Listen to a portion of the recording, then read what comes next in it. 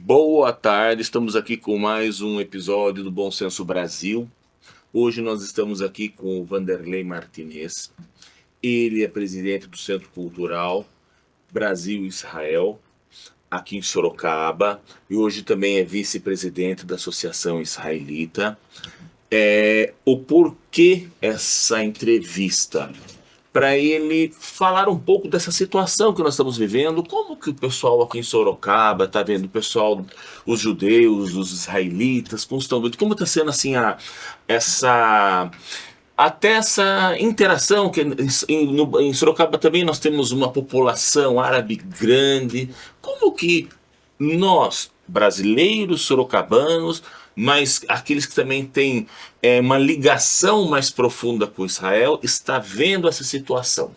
E quais são as perspectivas de futuro por conta desse acordo de paz que está sendo aí, vamos dizer assim, foi gestado, está sendo colocado, mas ainda, né, está aí nas fases de implementação.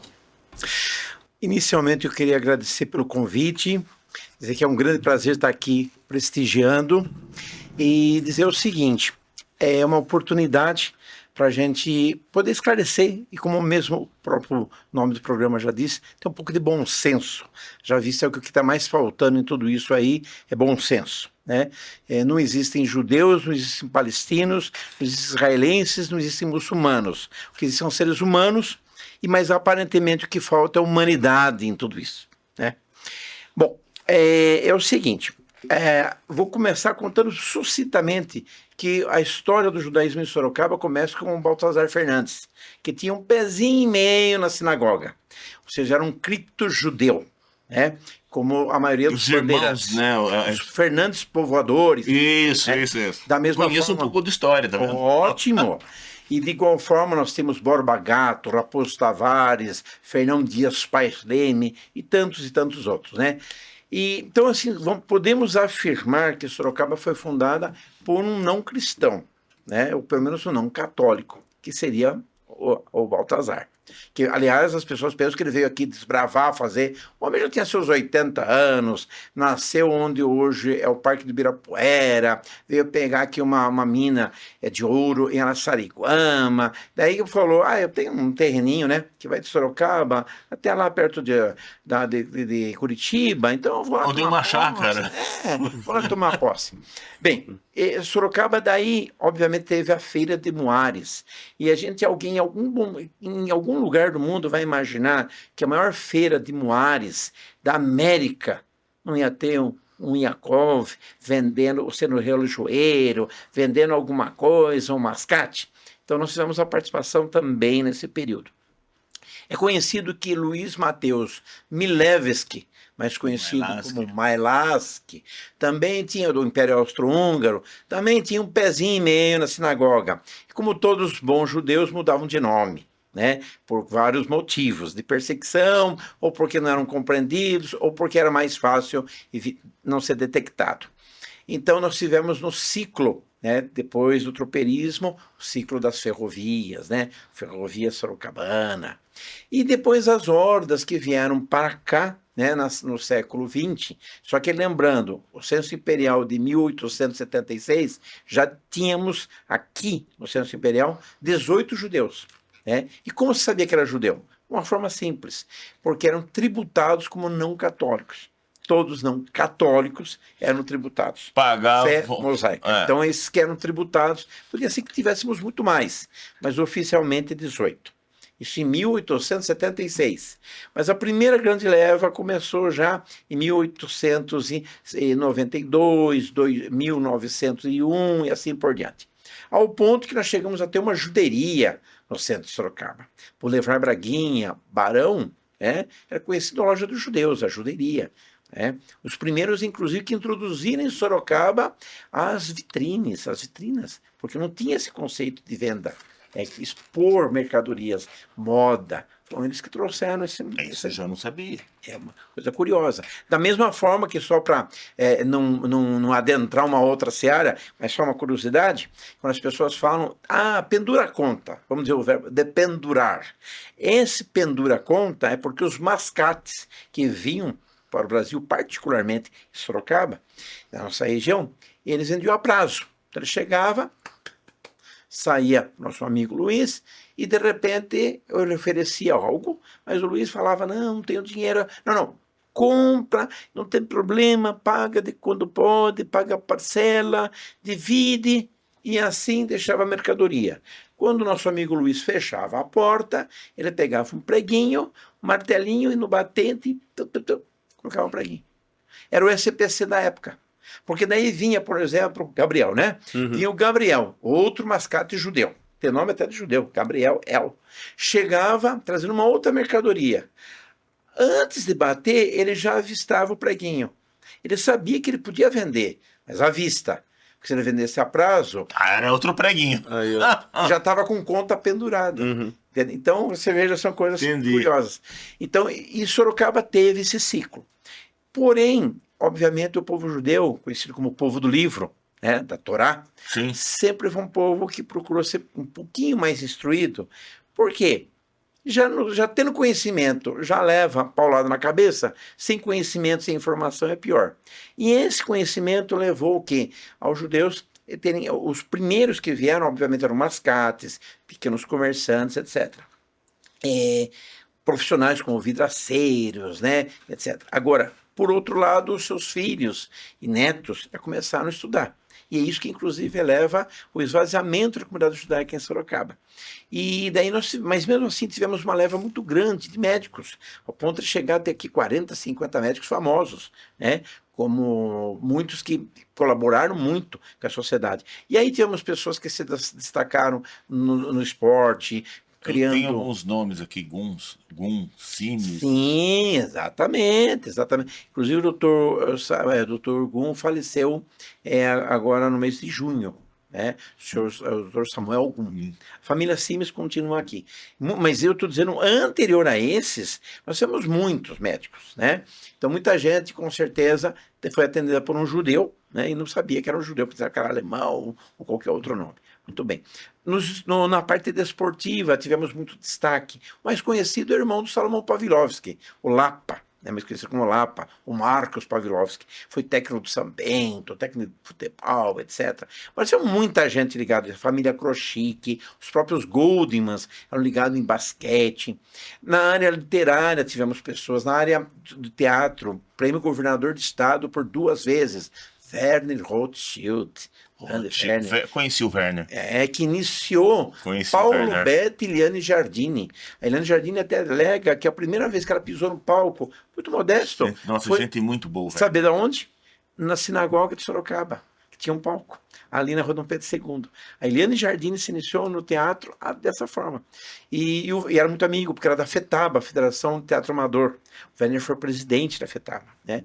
O Rubens Kaplan, miniaturista, artista plástico, teve um grande renome. Então, tivemos muita gente boa em diversas áreas. Na comunicação, quem colocava megafones na região do mercado municipal para divulgar, Salomão Pavlovsky, que depois teve essa história acho que é PRD7, né? Que virou a Rádio Vanguarda, o Sistema Vanguarda, o primeiro que introduziu. Eu nem lembro se era PRP. Eu lembro que minha mãe e meu pai falavam PRD7. Deve ser alguma coisa. Sim.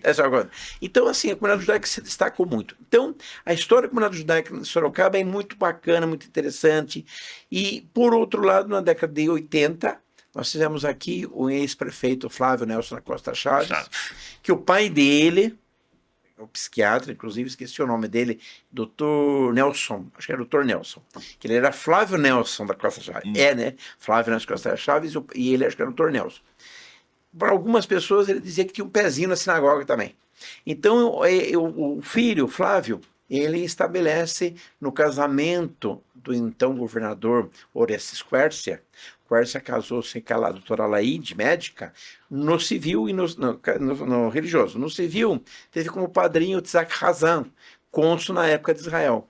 E daí Sorocaba teve o segundo convênio internacional do Brasil e o primeiro de Sorocaba, que é a cidade de Sha'ar HaNegev, que é A Portal do cidade Negev. irmã. Isso, tem uma praça bonita, que tem o formato do Estado de Israel, ali de frente ao Hospital do Câncer Infantil. Aqui em Sorocaba? É a antiga Choperia Berlim, né? Sei. Aquela Sim, sim, praça. Se você tiver do Hospital do Gepasse, você pode ver que ela tem assim uma retona, parece que é aqui o Rio Jordão. Quando chega aqui, acho que é a Avenida, eu não sei, a Rua Canindé, alguma coisa aqui em Interlagos, é como se fosse o Líbano, o Síria, depois ela desce bem no ponto onde seria a antiga Choperia Berlim, e ela corta assim. Sim. Tem o formato de Israel. Tem uma CEI, né? CEI, não sei, Centro de Educação Infantil no Jardim Coloral. Teve muitas atividades que nós realizamos na década de 90, 2000. A Sheila Bovo promovia, como secretária de Educação, eventos de seminários internacionais de educação, trouxemos vários representantes, porque alguns métodos de educação, de aceleração de educação que foram realizados em Israel e depois pós-guerra, né, e que foram muito bem utilizados aqui, enfim. Então, assim, o histórico da comunidade é muito grande. Então, só que hoje, daí tivemos um outro esvaziamento, né, que justamente se deu por conta do quê? Do falecimento de um grande líder, que era o senhor Abraão Acans. E daí você tem que ter uma pessoa que puxa o serviço religioso, e não é qualquer um. Então houve um esvaziamento, daí começamos, retornamos, hoje a gente continua, temos muitos judeus em Sorocaba e região, quando eu digo muito, porque se você falar que em Nova York tem 6 milhões, é uma metrópole, se você falar que em Israel tem 8 milhões, é o país. Agora, se você falar que em 88 países você tem outros 2 milhões, e falar que Sorocaba tem 100 judeus, é muito. Né? Então, ou seja, temos essa comunidade regional que tem em Itu, né? Tem Mairink, Alumínio, São Roque, enfim, tem muita gente conhecida, vamos dizer, que tem até empreendimentos conhecidos, que são os judeus. É o seguinte, a Associação Israelita mantém sua entidade, suas atividades, não mais no centro da cidade de Sorocaba, né? Mas uma associação religiosa. E o Centro Cultural, como o nome mesmo diz, é uma entidade cultural, sem fins religiosos, políticos, né, étnicos. Né, ela tem vínculo com Israel, porque é um Estado. Como nós podemos ter, o Centro Cultural é Brasil com Groenlândia, Brasil, né, Honduras. Né, mas por que o vínculo com Israel? Porque é um país. Né, e é um país que nós temos esse vínculo ancestral, por causa da religiosidade, cultural, porque além da vertente grega, o restante tudo é judaico no mundo, né? Os valores cristãos. Aliás, Jesus Cristo não era judeu, não era cristão, ele era judeu. Sim. Os seus seguidores é que são cristãos. Sim. Né? Então, só que por outro lado, Jesus Cristo, o cristianismo mudou o Ocidente. O cristianismo nasceu da história do Velho Testamento. Exatamente, né? Que a gente chama de Torá. Então, consequentemente, as ligações são essas. Mas eu explico essa questão do judaísmo em Sorocaba para ver intimamente por que estamos ligados. Agora, no Brasil, a gente tem que lembrar que os judeus vieram com Cabral, Fernão de Noronha, que virou Noronha, obviamente era um financista judeu, né? Caramuru, que um dos desterrados primeiros que vieram para o Brasil, justamente era judeu, né, saindo da perseguição que nós tínhamos lá na Europa. O próprio avô de Baltazar Fernandes era justamente João Ramalho, que casou com a Tibiriçá, né, filha do grande cacique. Aliás, não é Jandira, como é o nome dela? A filha do Tibiriçá, que fundaram o quê? A cidade de São Paulo. Aliás, a família de Anchieta foi para a fogueira. Para ele virar padre, ele teve que esquentar toda uma documentação, e ele foi até para a Ilha da Madeira, foi para Tenerife, para tentar esquentar a documentação para ele poder virar padre. Né? E daí, como padre, você vê, foi hoje santo para a Igreja Católica, fez o que fez no Brasil, né? Como com a colonização, o processo de catequizar os índios, né? Mas Padre Anchieta também tem um pé e meio na sinagoga. Então, é só para dizer um pouquinho da história do Brasil. né, ligada aos judeus. Então, respondendo agora objetivamente, eu entendo que os laços que os brasileiros têm, judeus, com Israel, são inabaláveis. E mais recentemente, pelo menos na década de 80 para cá, nós temos o fenômeno dos evangélicos, tradicionais, e os neopentecostais, que vem a relação plena da vinda do Messias com o restabelecimento do povo judeu da Terra Santa, né, e com os valores que tem lá. E daí cada grupo tem sua visão, alguns chegam ao ponto de usar a indumentária judaica, como kippá, como talit, que é o do Chale, e assim por diante. Então os vínculos do Brasil são muito grandes. E não podemos, por último, deixar de esquecer que Israel existe graças à Assembleia Geral das Nações Unidas de 29 de novembro de 1947, presidida por um brasileiro chamado Oswaldo Aranha. Né? O martelo bateu na sessão, está lá no museu, na região do Negev, região que é a cidade de Corbã. Então, os vínculos do Brasil e os vínculos de Sorocaba são plenos. Agora, respondendo, nós estamos felizes com a situação? Não. E uma pessoa que tenha bom senso pode estar feliz. Né? Agora, estamos numa expectativa de paz?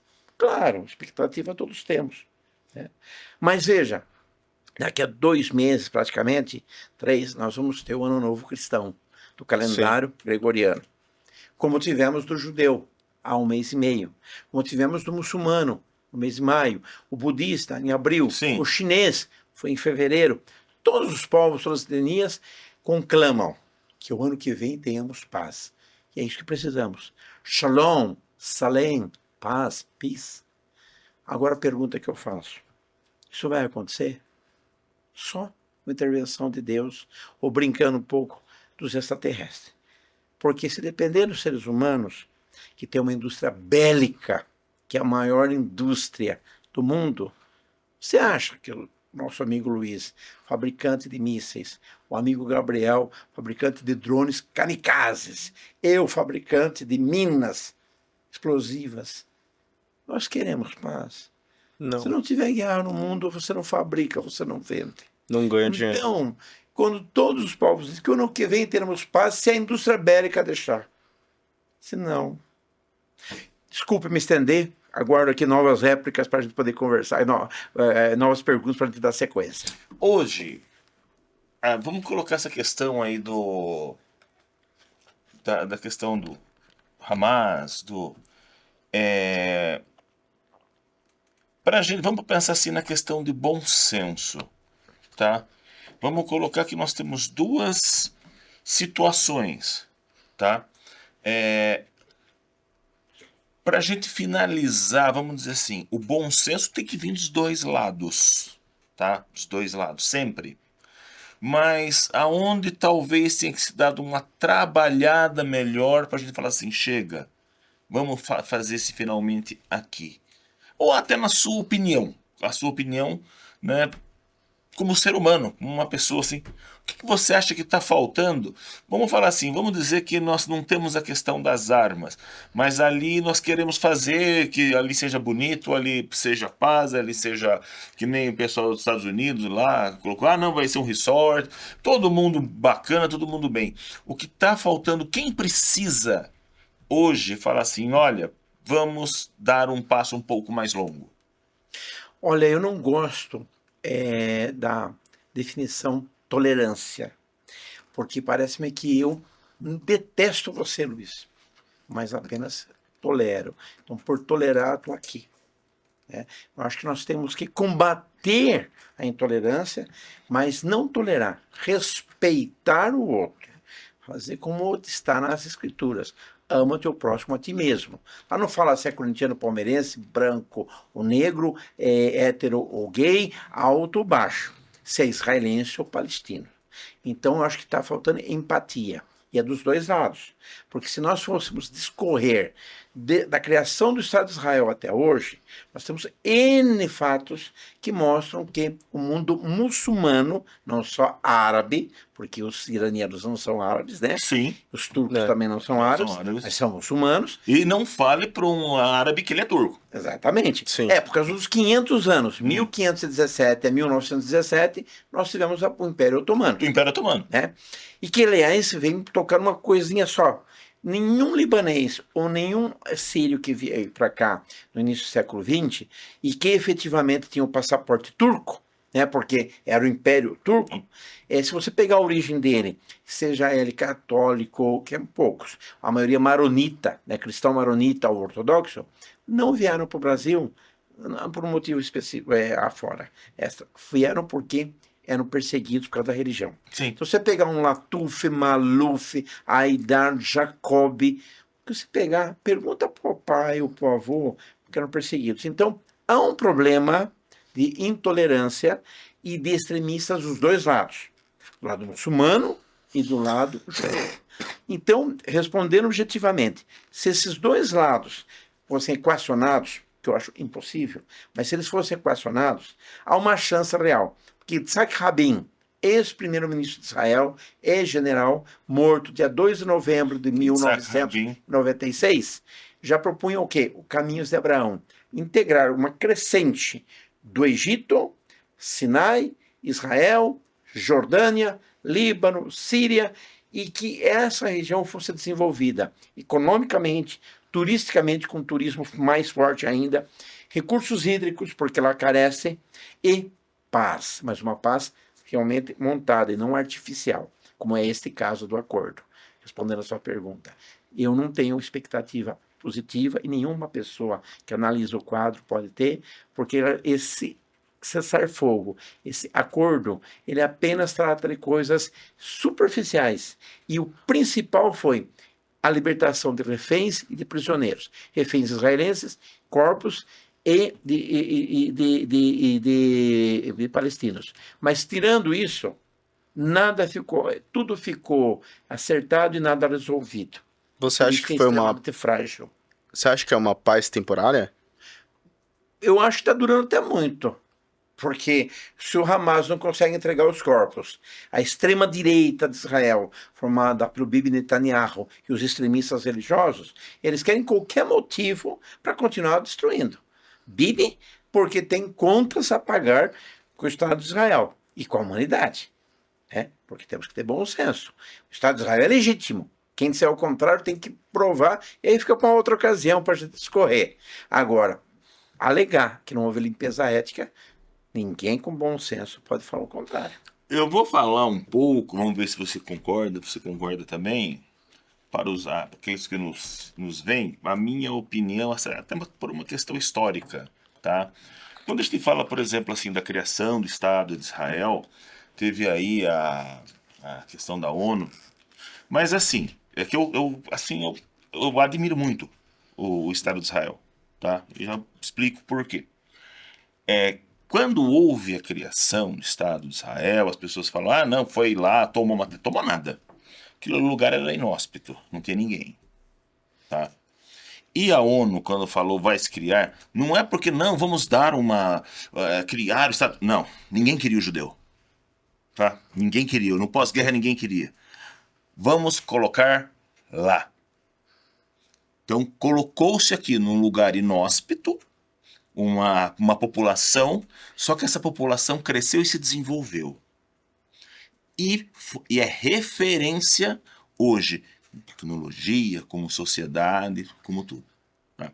Então, se ele cresceu, se o Estado de Israel cresceu, foi por conta de mérito. Isso é história. Aí eu falo também, pode falar quem for, mas é isso. Tá? Segundo, guerras. Né? Quando a gente fala em guerras, você fala, mas Israel nunca tocou ninguém primeiro. Guerra dos 6 dias, ele foi atacado. Ele se defendeu. Egito, Síria. Imagine um povo, né, correndo atrás, tentando se desenvolver, com todo. Não gostavam deles ali, né? Ah, o pessoal não quer lá, vem aqui do meu lado, mas não, aquela área, como eu falei, inóspita não tem ninguém. E aí aquela história. Ah, não, agora eu quero. Então, na minha concepção, o Estado de Israel nasceu, cresceu por mérito. Ponto. Tá? Vamos agora aí à atualidade. Vamos contar a questão do conflito do Hamas. Como está a situação, como que pensa, né, a cabeça do povo israelense? Vamos colocar lá o pessoal que está morando lá. Você tem um filho, uma filha, vai para uma balada, tá? Olha, houve um ataque, mataram, sequestraram, estupraram. Puxa, que vida! Você sempre com essa espada na cabeça. E aí o jovens, estamos fazendo uma festa. 1.200 mortos. Vários sequestrados e que estavam vivendo em uma situação decrépita. Se põe na situação do pai e da mãe, da família. E aí se pergunta, até quando eu vou viver isso? A defesa de Israel foi legítima. Chega uma hora que você fala, não, eu preciso me defender. O que eu vejo hoje? Temos que tentar uma paz, temos que tentar... Hoje, por uma questão política, como você falou, o Netanyahu tem contas a ajustar, se mantém uma situação de não, qualquer coisa eu vou dar tiro. Aí não, aí já perdeu o bom senso. A defesa de Israel foi justa? Foi. Quando chegou um momento em que, não, agora estamos matando crianças, a criança não tem culpa de nada. Crianças estão passando fome. E chegou-se a um ponto em que as nações começaram, não pode. Aí você já vê Inglaterra, Reino Unido, Espanha, e outros falando, peraí, parou. Não é 1, 2 ou 3, você não chega e a pessoa não para. Aí eu acho que perdeu o bom senso. Então eu acho que hoje e o povo israelense não concorda com isso, tá? A gente não pode confundir muito isso. O governo... Porque é bom até a gente falar com o brasileiro, que a gente sabe o que é mazela de governo, né? Então a gente não pode confundir. E lá as mazelas de governo estão criando situações que inclusive levam a ojeriza com o povo que não tem nada a ver com isso. Isso é muito importante falar. Então eu acho que hoje, o povo israelense tem que chegar na figura do radical, que ele está sendo radical. E eu vou mais longe, não por uma questão ideológica ou uma questão religiosa. Ele está pensando no dele que ele pode ser preso, que ele fez besteira. É isso. Então isso não pode atrapalhar a paz. A convivência depois vai ser difícil? Vai. Eu coloco até mais, e não por conta do povo de Israel. Existem aí as rusgas, mas o que eu vejo, que é histórico, a briga, a guerra santa, né, aquela visão mais radical, tem muitos muçulmanos da paz, mas os ayatollahs, essas coisas, são mais radicais e financiam o terrorismo. Isso todo mundo sabe, isso é natural, a gente já sabe. Natural não, todo mundo já conhece.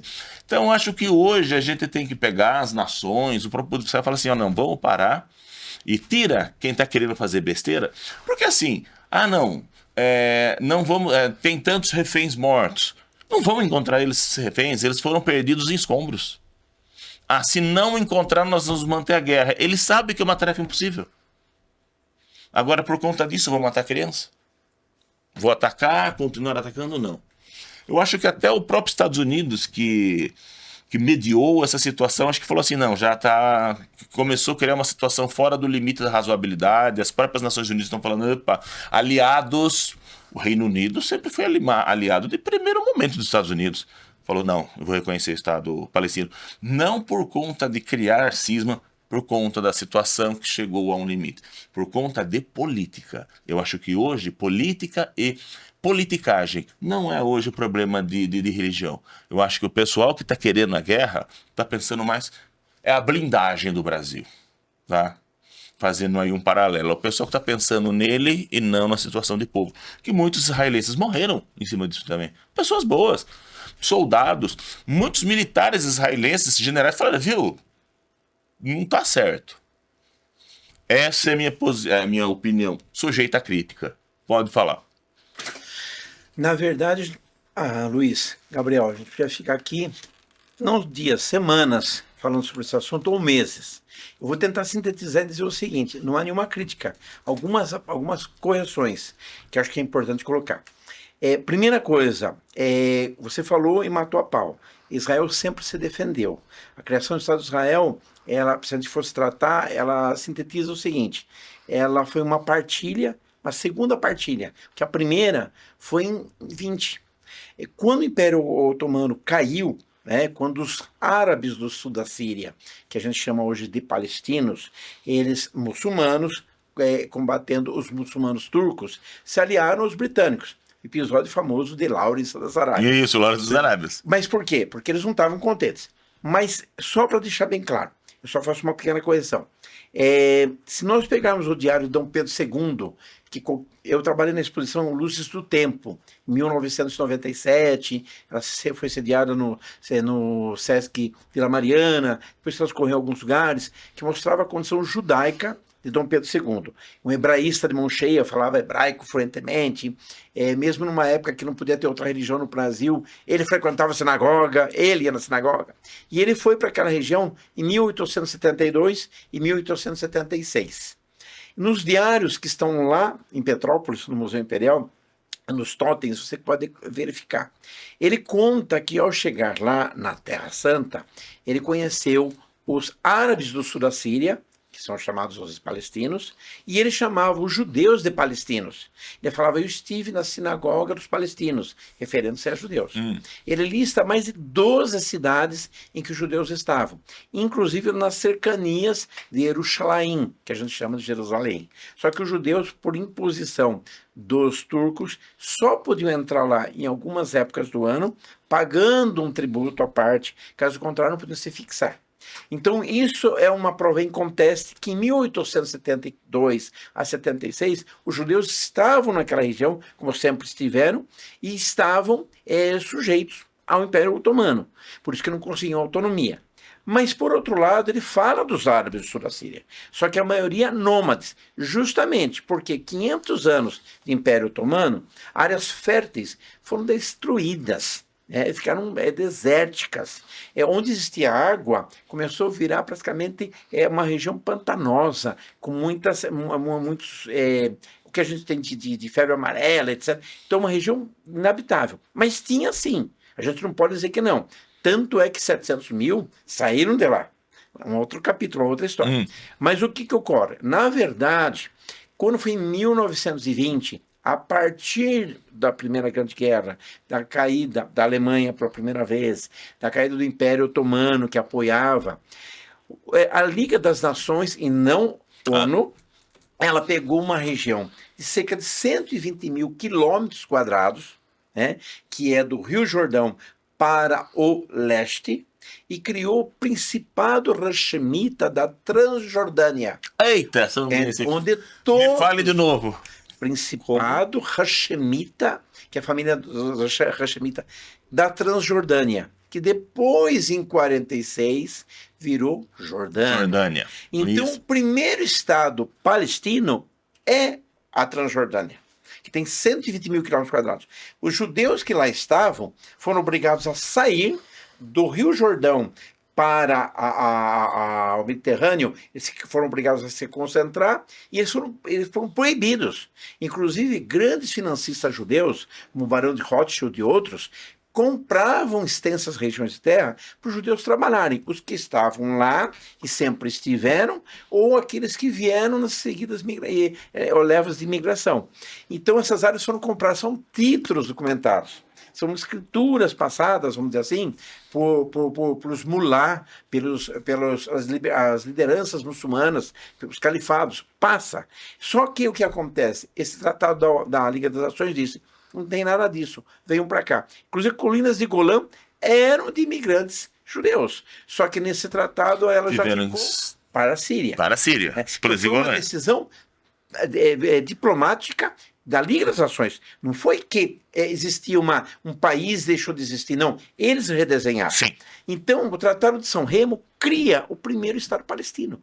Então, quando a gente fala que os palestinos não têm país, que os árabes da Síria tinham país, não é verdade. Porque se nesse Tratado de São Remo eles diminuíssem ou aumentassem o Líbano, ou eles diminuíssem ou aumentassem a Grande Síria, aí eles iam definir. Eles criaram uma área chamada, aqui vai ser o Estado Árabe.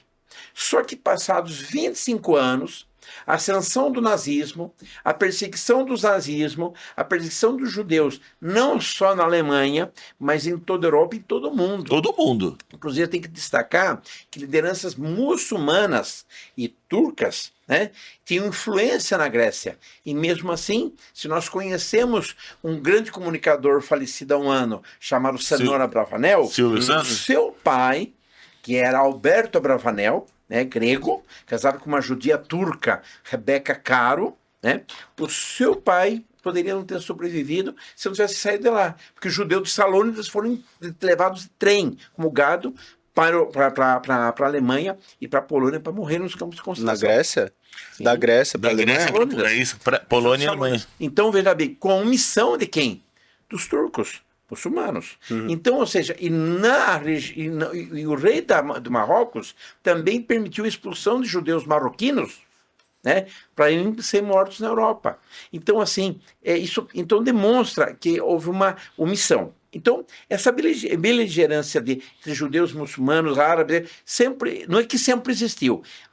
Quando eles começaram a se organizar, pensaram numa adutora nacional em 1908. Israel foi criado no papel em 47, colocado em prática em 48.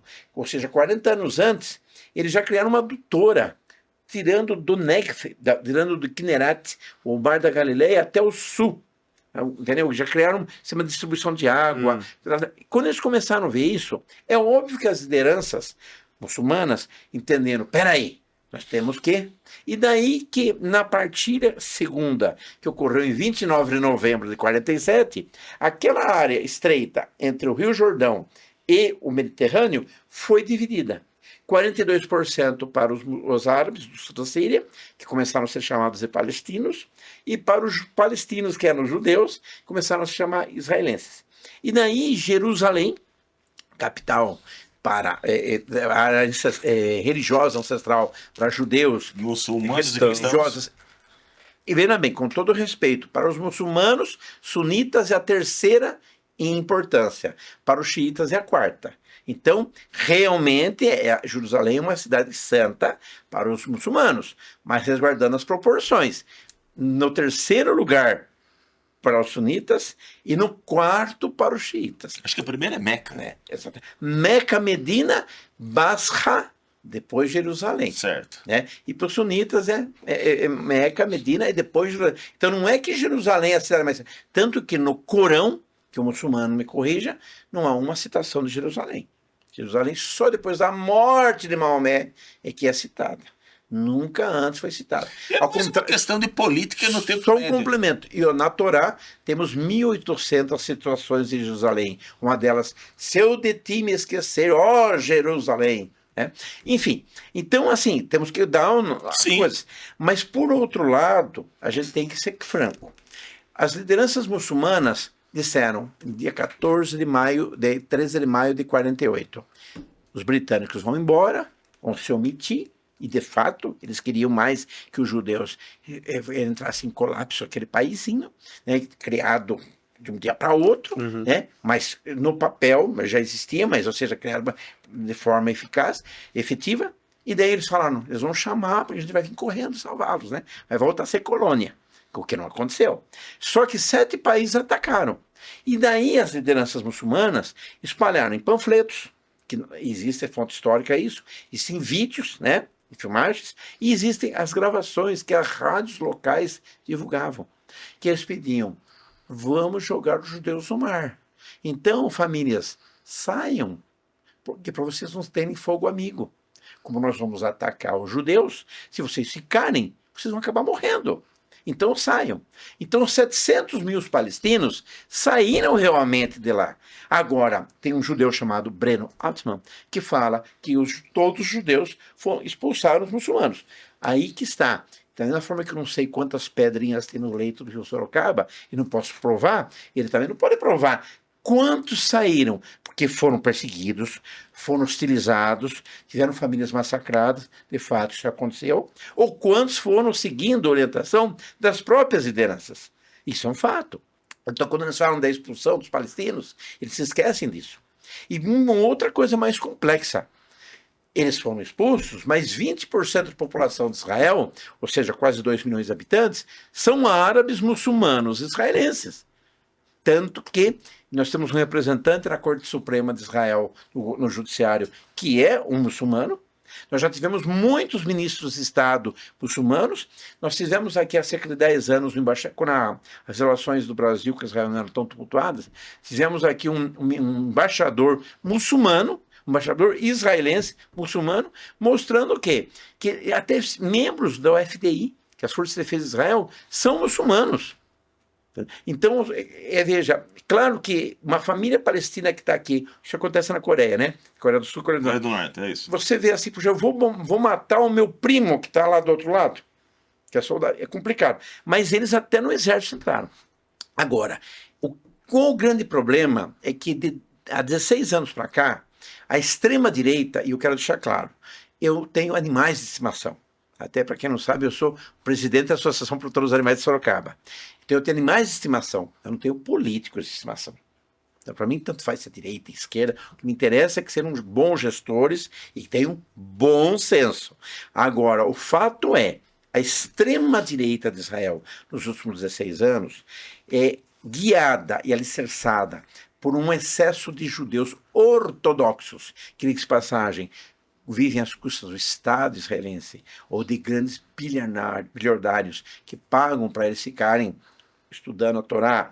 E uma menina de 20 anos já tem 11 filhos, aí demonstra que a demografia ortodoxa cresce e, consequentemente, crescem os eleitores.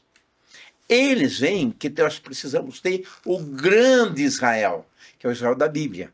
Então, para eles não interessa o bom senso, não interessa os pactos que ocorreram na ONU, resoluções. O que eles querem é que o Israel seja o Israel bíblico. E o que eles fazem? Eles querem que os que estão lá saiam. Então, não é o 7 de outubro de 23. Nós temos que retroagir a colonos israelenses que deram tiros nas costas de 18 mil palestinos. Eu, como judeu, sinto isso uma vergonha. Porque como é que eu posso falar que a maior indústria de morte de todos os tempos foi o nazismo, foi o Shoah, o Holocausto, mas dizer que eu concordo com ortodoxos matando palestinos? Veja, nós temos organizações judaicas, israelenses, sabe, que fazem um trabalho, por exemplo, de sombra. Por exemplo, você é palestino, Gabriel é israelense, ele fica literalmente nas suas costas, né? Porque se eu, colono, for alvejar você, eu vou matar ele primeiro. Então eu não posso matar. Mas ele fica para proteger você. Tem entidades em Israel que fazem isso. Então os colonos começaram a anexar terras fora de qualquer acordo, fora de qualquer situação, com aval de extremistas no governo. Então são 16 anos de morte, de segregação, e que muitos judeus se omitiram. Mas se omitiram a um ponto que tudo tem seu preço. Tanto que 7 de outubro retroaja 41 semanas. Todas as semanas, todos os sábados, israelenses marchavam contra o governo. Ao ponto que você reunia 1 milhão de pessoas em Copacabana ou na Paulista, é muito.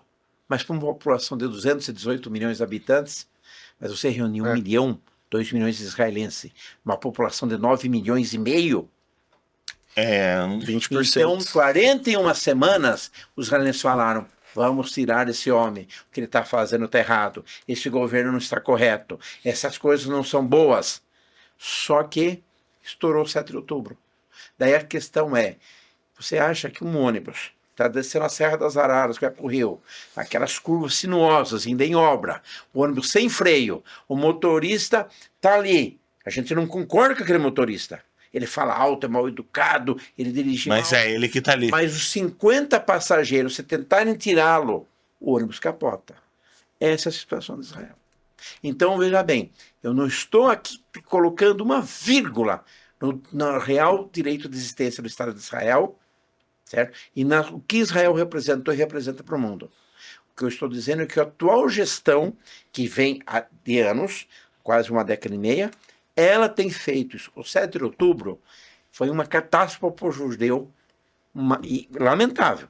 Inclusive, o prefeito de Cidade de Cormão foi morto. Sim. Né? O prefeito de Cidade de Cormão, de Sorocaba, foi morto. Só que tem um fato concreto. Isso são consequências e nós temos que tratar as causas. Então, se nós queremos paz, nós temos que cuidar das causas do problema. Enquanto os palestinos continuarem sendo subjugados dessa forma, enquanto um judeu, Kushner, genro de Donald Trump, ficar planejando transformar Gaza, que não é a casa Em dele, resort. não vai haver paz. Agora, por outro lado, se você pegar o Boko Haram na Nigéria, lá não tem judeu, mas tem cristãos e tem nigerianos de cultura de matrizes africanas. Obviamente, são africanos e são perseguidos por muçulmanos. Se você pegar na Índia, a Índia era todo um país, inclusive o Paquistão. Os muçulmanos cresceram tanto que houve uma independência na mesma época da independência de Israel. E até hoje, Israel teve 5 guerras, a Índia e o Paquistão 5 guerras. E o principal polo de disputa qual é? Caxemira. Caxemira. E tem judeus lá? Não. Mas os hindus brigam com muçulmanos. No Caxemira. Tibete, nós temos briga também de muçulmanos. Nós temos na Tailândia, nós temos na Bósnia, uma hora croatas cristãos matam sérvios muçulmanos matam cristãos. Nós temos problemas em em mais de 20 lugares do mundo. Então, de um lado, a gente falar o que Bibi Netanyahu e a extrema-direita fez e está fazendo é limpeza étnica, tem que ser combatido, é um preço que o povo judeu pagará por décadas de antissemitismo. Não é à toa que aliados estão rompendo, porque se o próprio povo judeu tem um senso crítico, tem bom senso de falar que isso não é correto, você acha que quem não é judeu e quem é antissemita agora tem matéria-prima avidada. Exatamente. Então, mas só concluindo, nós devemos lembrar, essa questão do Oriente Médio, como eu citei há pouco, não é tão simplista. Ela envolve... Quem sabe se Israel não existisse e só o povo judeu estivesse lá, será que teria problema? Nós temos 25 mil judeus no Irã, que inclusive dizem, nós saímos daqui por quê? Nós estamos aqui desde a rainha Esther, há 2.500 anos, nós somos persas, mas de fé mosaica. Mas isso é uma exceção. Mas, por outro lado, eles também não podem ter cargos no governo, no exército, só pequenos comerciantes, médicos e tal. Então a gente tem que ver que também, se Al-Cid não tivesse expulso no século XIV os judeus da Espanha. Os judeus não, os muçulmanos, né? Os muçulmanos da Espanha. Quem expulsou judeus e muçulmanos foi o Fernando e a Isabel, né? Isso. Que levaram a Espanha ao fracasso. Mas, enfim. Mas se o Sírio não tivesse expulso os muçulmanos da Espanha, será que a América teria essa liberdade? Será que teríamos o Cristo Redentor? É uma coisa que eu sempre falo, assim, nessa questão de história, hoje no mundo, né? Como um todo. A gente às vezes fala de situações de hoje, mas você não pode realmente ficar pensando no hoje, você tem que ver o contexto histórico, tá? Eu lembro que o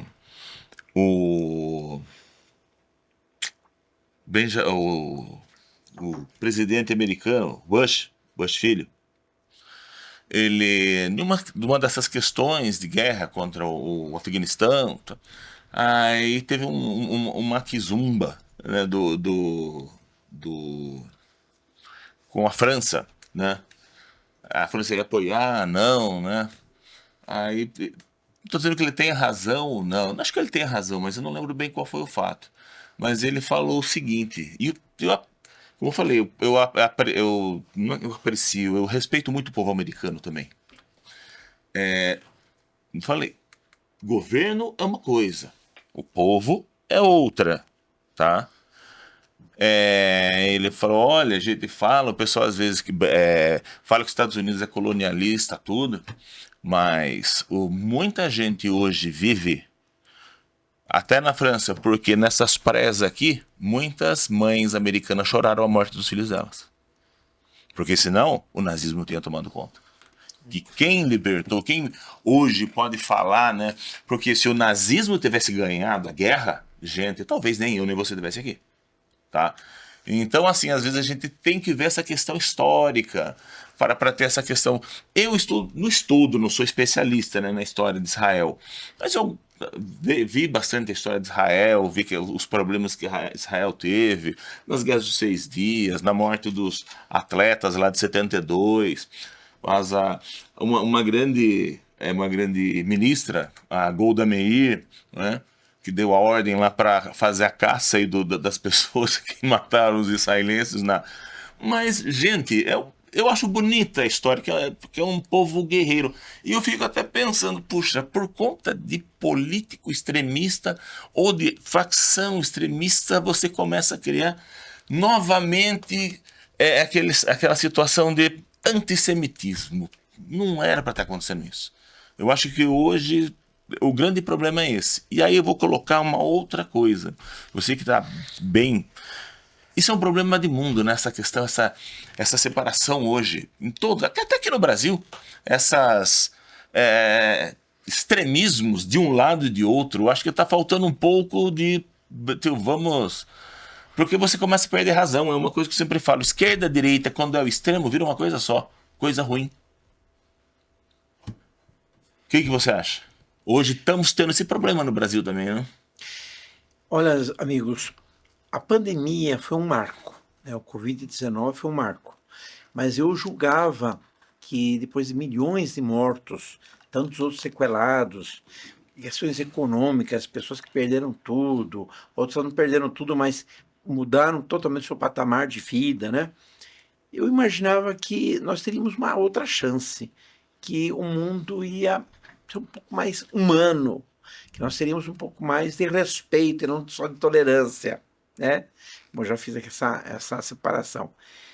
Mas parece-me que isso não ocorreu. Pelo contrário, nós estamos vendo que as pessoas estão mais exclusivistas e as pessoas estão cada vez mais intolerantes. A questão do antissemitismo é uma questão milenar, né? Porque se você pensar que os egípcios antigos deixaram de existir, que os babilônicos deixaram de existir, que os assírios, que todos os grandes povos, inclusive Roma caiu em 474, todos os povos caíram. O único que continua falando a mesma língua, tem a mesma religião, e, enfim, tem o mesmo conceito de povo, é o povo judeu. Né? Os gregos, a gente podia comparar, porém, os gregos basicamente não têm a mesma religião politeísta que tinham. Né? Hoje a maioria são ortodoxos, são os ortodoxos. Então, o único povo seria o povo judeu. Então, isso cria o que a gente chama de problema de ortopedia, dor de cotovelo. Porque você veja um povo que os romanos tentaram destruir, não querendo polemizar, mas como não há provas exatas disso, eu entendo que aquela citação de que o sangue desse inocente recaia sobre nós e nossas futuras gerações é totalmente antissemita. Essa posição que está na Bíblia, como dizendo, não vamos culpar só esses judeus que estão aqui, essa turba, vamos culpar todas as gerações futuras e vamos perseguir. Foi isso um motivo de muita perseguição. Muita. Daí uma ocasião, sabe que eu estava dando uma entrevista para o falecido Ercolim, que foi nosso aluno de Krav Maga, grande amigo, né? O Ercolim uma vez perguntou, era na rádio, né? Então as pessoas não podiam ver. Daí ele falou assim, Vanderlei, o principal motivo de separação, de discordância entre judeus e cristãos, é porque os judeus não têm Jesus como Messias. Então, na época eram 6, hoje seria tipo 8. Eu peguei os dedinhos, né, não da Eliana, né, brincadeiras à parte, e falei assim, olha, como se fosse hoje, falei, são 8, né, 9 dedos. Desses, você tira 3, que são cerca de 3 bilhões de cristãos. Cristãos católicos ortodoxos, católicos brasileiros, católicos romanos, coptas, maronitas, etc, etc, etc, evangélicos pentecostais, aqueles que não são nada, mas têm Jesus, enfim, não seguem muita coisa, mas dizem muito de Jesus, são 3 bilhões. Então, de 8 dedinhos, você tira 3, você tem outros 5. Então, não é que os judeus não têm Jesus como Messias. Dos 8 dedinhos, 5, a maioria no mundo, podem respeitar, pode ter uma outra, mas não tem Jesus como Messias. Porque quando você fala a diferença entre judeus e cristãos, é como você dizendo assim, então é vocês que são o culpado, vocês que são a exceção. No mundo não é isso. Os cristãos no mundo são minoria. No Brasil, não. Na América, não. Mas no mundo, os cristãos são minoria. Então, não é que os judeus não têm Jesus como Messias. Parece que nós somos os inimigos. É que, na verdade, como eu falei, a maioria do mundo não tem Jesus como Messias. Mas só o budismo não tem, o hinduísmo não exatamente, tem. Só o islamismo não tem. Entende? E, aliás, os judeus podem não ter tido Jesus como Messias, que é um outro debate, uma outra questão, por favor, mas, por outro lado, ninguém, não colocou ninguém. O islamismo colocou. Então, assim, né? Só que quando você pega e fala isso, parece que você coloca um alvo. Os judeus têm que ser os pérfidos judeus. Né? Então, o antissemitismo é isso. As razões do nazismo são mais profundas, Sim. São mais complexas. Agora, mas o antissemitismo que está hoje nas universidades norte-americanas, na Europa, no Brasil, é por conta dessa intolerância desse extremismo em Israel. Só que, lembrando, você acertou, Netanyahu, ele está envolvido em corrupção, está envolvido em benefícios pessoais, está envolvido em uma série de coisas, e ele, para sua sobrevivência política, ele se utilizou do 7 de outubro para se manter cada vez mais no poder. E é aí que é o problema, porque nós temos que defender incondicionalmente o Estado de Israel, mas não podemos defender o grupo político que está lá e que está maculando tudo. Então, ou seja, quem disser Israel é o vilão, não. Porque se Israel fosse o vilão, eu sou descendente de italianos, então eu falo pouco também, né? Mas só para dizer, vocês já ouviram falar em curdos, em Kurdistão? Sim. Tudo bem, a população curda é o dobro da população palestina. E a população curda está 90% concentrada no Kurdistão. Só que existe esse país? Não. E onde que está o Kurdistão? Na Turquia, no Irã, no Iraque, na Síria. São extremamente perseguidos. Então não é curioso que os países muçulmanos que defendem a Palestina livre, mas não defende o Kurdistão. mas não criam o Kurdistão? Ahmadinejad, o ex-presidente do Irã, que ia varrer Israel do mapa, pergunta para ele quantas vezes ele mandou o serviço secreto iraniano, e não o Mossad, óbvio, matar lideranças curdas na Alemanha, explodindo lanchonetes, restaurantes. Os curdos sempre foram e são perseguidos por Erdogan, presidente da Turquia. Então, ou seja, a gente fala em direitos humanos, fala em tolerância, fala em povos oprimidos, principalmente grupos de esquerda, dos direitos humanos, mas eles não têm a dignidade de dizer, vamos falar de povos perseguidos? Vamos. Os palestinos não têm o seu país, apesar da Transjordânia ter virado Jordânia e seu país palestino desde 1920. Mas eles teriam um segundo Estado palestino? Poderiam ter um segundo Estado palestino.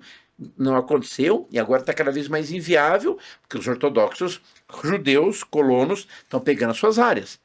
Agora, mas esse é o único problema do mundo? Não. Então, quando nós falamos de muçulmanos, nós falamos de expansionismo também.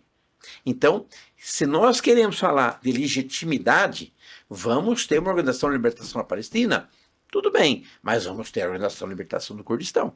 Ou será que quem acusa sempre Israel defende a Turquia? Faça o que eu falo. mas não faço o que eu faço. Exatamente. Dê uma mensagem aí para os nossos Umas considerações finais? considerações finais. A consideração final é simples e objetiva, que nós tenhamos respeito, que nós tenhamos a visão de que se nós não queremos pimenta nos nossos olhos, não vamos ficar tascando pimenta no óleo alheio. E que se nós queremos ter o perdão de Deus, que nós tenhamos esse poder, que isso nós temos, também de perdoar e combater a intolerância. Essa acho que é a mensagem. Shalom! De fato, shalom a todos. Obrigado a todos. Muito obrigado. Foi E um é prazer. assim, ó, é isso aqui, ó. É isso que nós temos que mostrar sempre. Mãos dadas com todos. Muito obrigado. Obrigado a vocês.